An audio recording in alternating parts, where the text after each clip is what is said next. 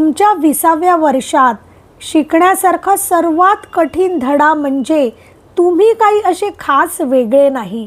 लहानपणी वाटतं आपण काहीतरी खास आहोत आणि फक्त आपण आहोत म्हणून आयुष्य आपल्यासाठी सोपं आहे.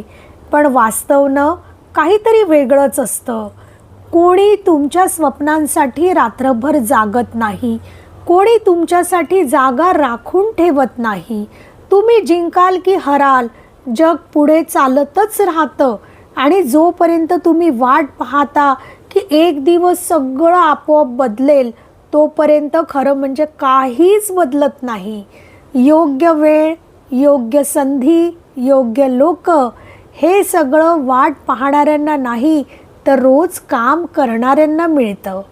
जेव्हा कोणी तुमच्यासाठी टाळ्या वाजवत नाही, जेव्हा कोणी तुमचं मन भरून कौतुक करत नाही, जेव्हा मेहनतीचं फळ तुम्हाला लगेच दिसत नाही, तेव्हाही जर तुम्ही चालत राहता तर हीच तुमची खरी ताकद असते. आणि ज्या दिवशी तुम्ही स्वतःला असं खास समजणं सोडता, त्या दिवशी तुम्ही खरंच स्वतःचं आयुष्य घडवायला सुरुवात करता.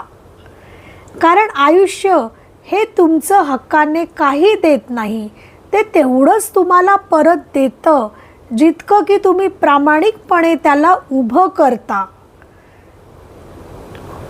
ओल्या रस्त्यांवर चालताना तो हळूहळू मजबूत होत जातो, कारण संघर्ष माणसाला तोडत नाही नेहमी.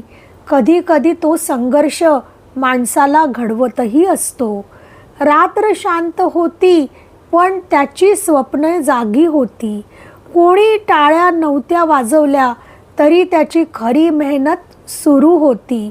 कारण खरे योद्धे गोंधळात नाही तर शांततेत तयार होतात.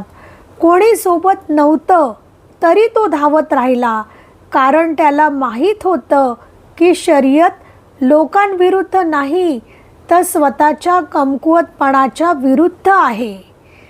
एक एक वीट रचताना त्याने आयुष्य बांधलं. लोकांना फक्त इमारत दिसली, पण पाया घालताना किती वेळा तो तुटला होता हे कुणालाच दिसलं नाही.